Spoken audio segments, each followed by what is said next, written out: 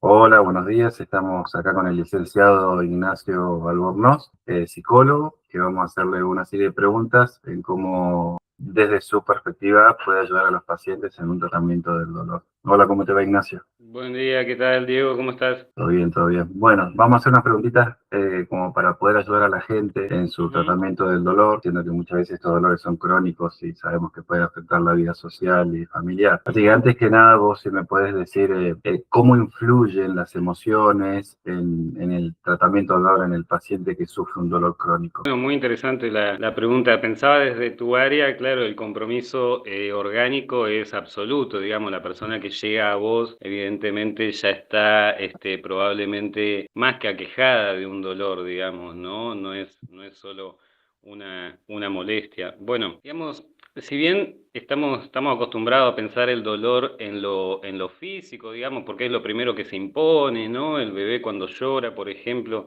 por ahí podemos llegar a suponer que le duele algo. Sin embargo, todo esto se hace como una especie de correlato, digamos, en un plano mental, donde ese mismo cuerpo, digamos, se tiene que edificar en la cabeza de la persona, vamos a decirlo así un poco coloquialmente. Entonces, bueno, todo ese mismo cuerpo físico, digamos, tiene todo un correlato mental, digamos, ¿no? En donde vos me preguntabas acerca del el papel que pueden llegar a tener las emociones. Me parece que es total, digamos, es absoluto, digamos. No sé si a vos te habrá pasado alguna vez el paciente que consulta con una cervicalgia, digamos, y bueno, y no es que no la tenga, ¿sí? No es que no la tenga, pero uno le pregunta qué andará pasando, ¿no? Se larga a llorar en el consultorio, por ejemplo, ¿no? O Tal sea, cual, tal bueno, cual. quizá clásico para los traumatólogos, que no es que no tenga su especificidad el campo, pero uno rápidamente puede suponer que eso viene de otro lado también, ¿no? Entonces, bueno, hoy a lo mejor los médicos es bastante más aceptado el hecho de mandar al paciente al psicólogo, digamos. Creo que la influencia de las emociones en ese sentido en cualquier afectación física en general, te diría, es un papel fundamental, ¿sí? Ahora lo vamos a ir viendo, pero... Y bien, y entendiendo que hay varias ramas dentro de la psicología, ¿hay algún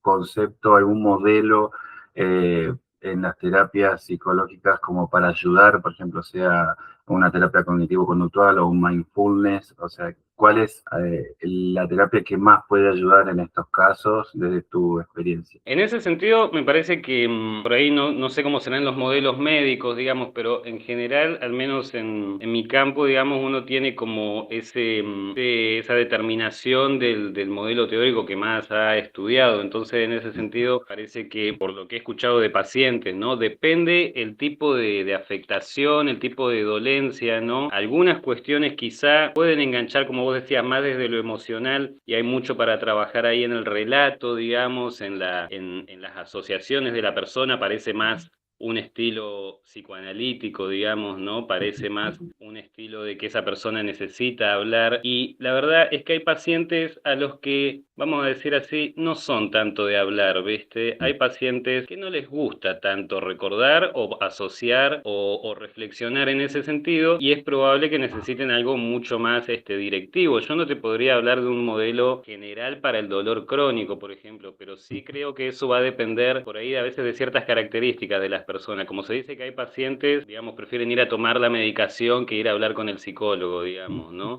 Y está bien, la gente busca la ayuda como puede, digamos, ¿no? Es probable que algunos con algo más de psicoeducación, como se dice, o como vos decías, más cognitivo-conductual, es probable que anden bien, digamos, ¿no? Eso habría que ver un poco según más las características del paciente. No te podría decir que haya un modelo como más eficaz que otro, como una especie de comparativa. No te podría decir de entrada que haya algo de por sí más eficaz que otro. Creo que depende bastante de las características de la persona. Pero bueno, por dar un ejemplo así muy, muy simple, digamos, no es lo mismo el paciente que tiene problemas de cadera hace un montón de años que una fibromialgia, que otra cosa. Vos de esto sabes mucho, Diego, o sea, no es lo mismo una cosa que otra, pero bueno, va a depender mucho de las características del paciente, cuánto puede capaz meterse con cosas, ¿no? Yo recuerdo, por ejemplo, un comentario, ¿no? Una paciente que llega al consultorio, estaba saliendo en ese momento, pero que hizo una ceguera, ¿no? Una ceguera, lo que hoy diagnosticaría llamaríamos una ceguera histérica, y le dolían los ojos también, no veía y le dolían, ¿no? Cada ir al oculista le decían que no tenía nada, ¿no? No tenía absolutamente nada, ¿no? Y que le investigan el nervio óptico y qué sé yo, y nada, señora, bueno, vaya al psicólogo, ¿no? ¿A qué voy con esto? Que justo en ese caso había dolor, había impedimento, y esa persona sí tenía como cierta predisposición a hablar de eso, digamos. Y bueno, muy resumidamente, seguro que tenía que ver con cosas que no quería ver, por así decir, ¿no? Esto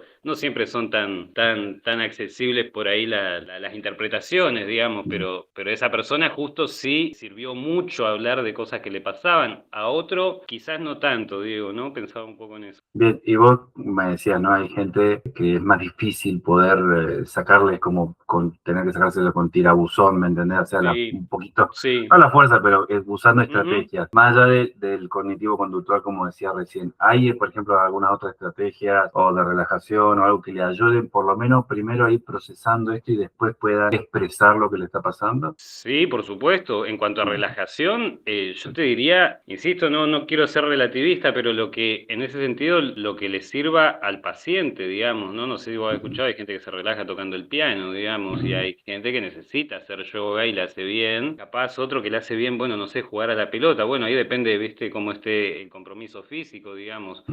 Al menos desde mi perspectiva, digamos, en el ámbito psicológico uno lo va a abordar cosas más cursivas, digamos. Es raro, al menos en mi modo de trabajar, que uno le dé tareas al paciente, o al menos uno no le manda a hacer nada a la casa, digamos. Digamos, lo importante sería encontrar como qué lo relaja a esa persona, ¿no? Ujú. Bueno, sería importante, digamos. Esto ayuda también a este paciente que ve todo oscuro, negro, que es Ujú, catastrófico, que dice, esto no se me va a pasar nunca más, voy a tener que vivir con el dolor. Todas estas terapias, ujú. estrategias ayudan a estos pacientes también. Yo creo que hoy por ahí a lo mejor cualquier colega aceptaría siempre la importancia de discriminar la parte orgánica, como decíamos, ¿no? Si uno hiciera así como una rápida diferenciación como de tres grandes claustros, así tres grandes grupos. No es lo mismo, digamos, la enfermedad orgánica concreta, como decíamos, realmente una lesión concreta de la vértebra C, no sé Mm. cuánto, Diego, que vos sabrás. Bueno, no es lo mismo una lesión ahí que lo que se llama enfermedad psicosomática, digamos, ¿no? Que muchas veces no hay una causa en sí tan clara de la afectación, digamos, y el órgano se puede lesionar igual que todo el enorme campo de síntomas psicológicos que abarcan el cuerpo, que muchas veces toman la forma de dolencias, Ujú. y no tienen una causa ni viral, ni infecciosa, ni traumática, digamos. Entonces, bueno, si uno hiciera como esa diferenciación, me parece que, bueno, hay dolores que pueden remitir con tratamiento psicológico. El paciente que te dice después de un tiempo, che, no me dio más gastritis, digamos, ¿no? Bien, Cuesta un montón, no es una cosa tan simple, pero a veces hay dolores que pueden remitir y hay otro paciente, no le podés decir cosas que no son, digamos, o sea, el pues, paciente que tiene una lesión y que va a tener que vivir con eso toda la vida, ¿no? ujú. Hablemos de eso y ubiquémonos, digamos, en el plano real en el que estamos, ¿no? ¿Qué grado de incapacidad o de limitación va a ser para su vida, por ejemplo? Claro, porque, y yendo un poco a este tema que vos me decís, un paciente que quede con una incapacidad que afecte su vida social, su vida familiar, hasta su propia Absolutamente. identidad. ¿Ustedes tienen así estrategias o cómo la psicología ayuda a estas personas en la Ujú. contención de esta nueva vida que lamentablemente tienen que cursar porque han quedado con alguna secuela o porque afectó, como digo, su vida familiar o social? Sí, sí, por supuesto. Más de una vez se hace necesario el abordaje familiar, digamos, cuando hay por ahí eventos de tal magnitud, ¿no? Ujú, Yo recuerdo esto por ahí fuerte, digamos, un paciente de edad ya, al cual, bueno, tenía una situación de diabetes muy avanzada, hacía una cosa compleja realmente, y le tenían que amputar una pierna en ese momento. De mi parte, planteé un acompañamiento familiar. ¿Qué significa esto? Bueno, vámonos preparando para tal cosa, ¿no? Bueno, uno a veces trata como de hacer esta red de acompañamiento, digamos, ¿no? ujú. Especialmente por el hecho de que eso va a significar una fragilidad, una exposición a una fragilidad altísima, digamos, ¿no? Ese paciente lamentablemente no soportó la operación. Mirá lo que Mm. te cuento, Diego, Sí, sí, ¿no? sí, Que sí, puede pasar también, ¿no? por Y mirá que supuesto. estábamos hablando de un abordaje familiar Ujú, y bueno, y fue dentro del abanico de opciones el peor desenlace posible, digamos, el paciente no soportó la operación, ¿sí? Y puede pasar, la vida nos demostró que podía pasar, digamos, ¿no? Son riesgos inherentes a la patología en sí y entiendo a lo que va hace con el comentario, hacer una terapia familiar, no tener que trabajar no solamente con la persona, sino Claro. con la familia, su entorno, que muchas veces son los que quedan y tienen que soportar esta pérdida. Esto también, como vos decís, se ayuda al paciente desde estas terapias a aceptar ciertos pasos que hay que tomar. Cambiando un poquito ahora el enfoque ya en el individuo, no en la persona. El tener un buen descanso, el tener salud emocional, por decir esto de poder regular, también ayuda a la terapia del dolor, el poder descansar bien, tener las horas necesarias, el poder también ser ordenado en el trabajo para ayudarte en todas estas terapias. Absolutamente, sí, por supuesto. Si bien parece ser algo como una especie de ABC de salud, ¿no? Comer bien, dormir bien, tener algunas ciertas actividades más o menos de recreación. Por supuesto, Diego, ¿no? El paciente que te viene sin dormir. Hay pocas veces que, por así decir, muy entre nosotros, mando al paciente al psiquiatra, digamos. Cuando el paciente viene sin dormir de muchos días, y a mí me preocupa, digamos. Me preocupa mucho un paciente que viene de 3 días sin dormir, por el motivo que sea, ¿eh? Muchas veces sin ningún tipo de consumo, digamos. El paciente que no puede dormir, a mí me preocupa muchísimo, ¿sí? Eso, me imagino, en un cuadro de dolor físico, no nos va a aportar en No nada, ayuda. ¿sí? Bien. Ahora, como para cerrar un poquito la entrevista, y te voy agradeciendo tu tiempo.